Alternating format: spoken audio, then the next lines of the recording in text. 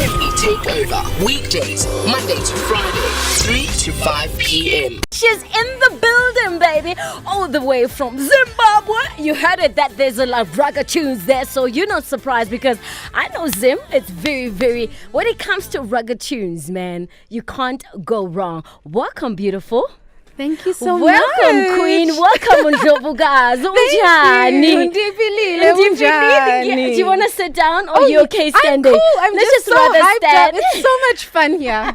Thank you. Welcome to Massive Metro. Welcome to the Takeover. It is so good to have you. Thank you. I'm so happy to be here, Thembi. So honored. You know, I'm reading your bio and it's like, oh, she's too busy, man. And she decided, you know what, I'm going to push everything aside and just, come to Massive Metro and spend time with this girl, Thembi Sieta, right here at the Takeover. And we really appreciate it. Thank you so much, Maya. Please tell us a little bit about yourself, your background. I see that, you know what, you have traveled the world and also that influenced, your way of music. Your music is filled with heart, soul, and depth. And you've just released your first solo album in 2015. That is amazing. And all the places that you have traveled in, people that you've worked with, take us through all of that. Wow. First of all, your background. Okay, I have, my parents are from Zim. Yes. That's where I'm from. That's where I was born. Yes. But my parents also worked a lot with international organizations like the UN. They've worked for the government, representing Zimbabwe all over the world as well. And so I got to see different parts of the world. So they were taking you they everywhere. took us with them everywhere. That's they amazing. Went. Yeah, and I have to say, just living in Africa in so many countries for me has impacted me in such a big way. I just love people that I have met, the cultures, the music, the joy, the love. Wherever you go, you just... I don't know. You just click with people. I can see and you can't explain it. It's buzzing. When did you decide that, you know what, I am going to do music. I'm going to take this career and take it serious and make sure that it works for me? Thank you. When did you make that decision? You know what? when I was a teenager, I always knew I wanted to do it. So I was involved with music competitions, similar to Idols in Zim. Okay. Superstar, A Academy. And music is big in Zim. Is it still big? It's still big. Okay. It's growing. I mean, I'm sure my brother is also a musician. He's from Zim, Mae Sithole, the Amara Browns, Oliver Mtukudzi, Ja Praiser, and people from Zim love music. We are a musical country.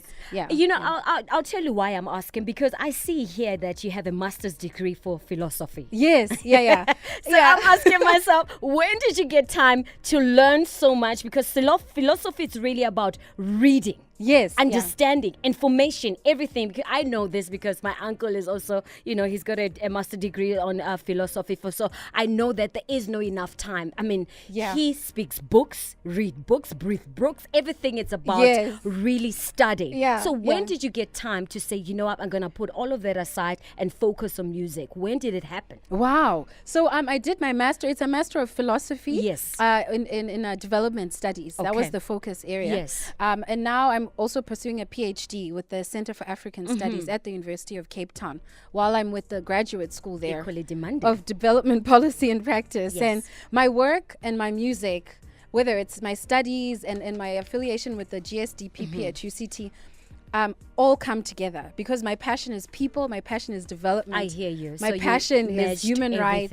Yes. Okay. So I found that my music speaks to people in a whole different way than academics do. Okay. And that's a wonderful bridge for me. And so in 2014, I met my lovely fiance, Jörg, and he was like, honey, you write all these songs, no one's heard them, And I was like, okay, maybe we should do something. Yes. So we got together with our friends, also just having a network of people that are loving and supportive, also musicians and producers.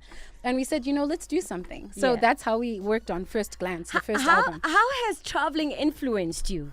How has it impacted the way you're writing and the style and everything and the subjects also that you talk about in your music? Yes. So traveling, I always like to connect with instruments from those countries. The traditional instruments. I saw your business card has got the marimba and I was like, and the kalimba. Yes, exactly. So that's something I love. I love in Zimbabwe how we also keep our traditional instruments in our music, whether it's lembira or marimba, which we also have in South Africa and Mozambique and other countries. One of my friends, Rashid Adams, he really inspired me as well because he plays the African harp. He was part of our first production, First Glance. Right. And when we were in Senegal, for instance, we were on Gore Island.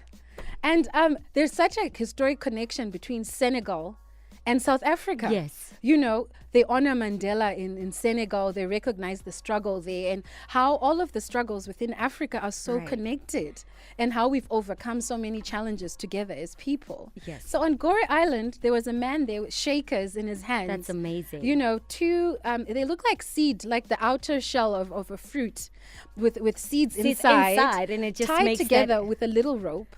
And he just flicks his wrists back and forth and it makes a oh my word, sound. And I was like, we have to get those. So we have those as well. We use that in our performances. While we were in Bali visiting my brother in Indonesia, we discovered something called the happy drum. It's the most magical instrument I've ever heard, really. I'm getting chills by just listening to you. And it's just when you play that instrument, it basically looks like a metal shell almost that's hollow in the middle, and it has keypads all around it.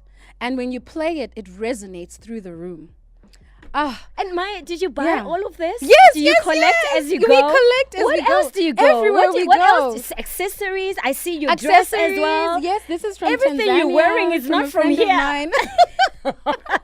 So with all that influences and the instruments and the music and the way of writing and you put it together in one album. Yeah. How did you do it? And how would you describe your music? Yeah.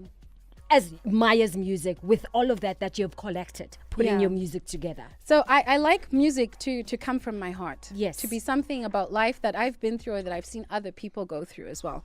And so in writing my songs, you know, I find the instruments bring life to something. They communicate love, they communicate heartbreak, they communicate hope, you know. And so the Mbira, I use that to write a song for my sister Samantha. So would you say everything that you collect or most of the things that you collect, they'll have a specific story? Yes. Or how they make you feel or how they sound. Immediately you Yes. create a song. Why am I talking to you? For you. Okay. Only on Massive Metro.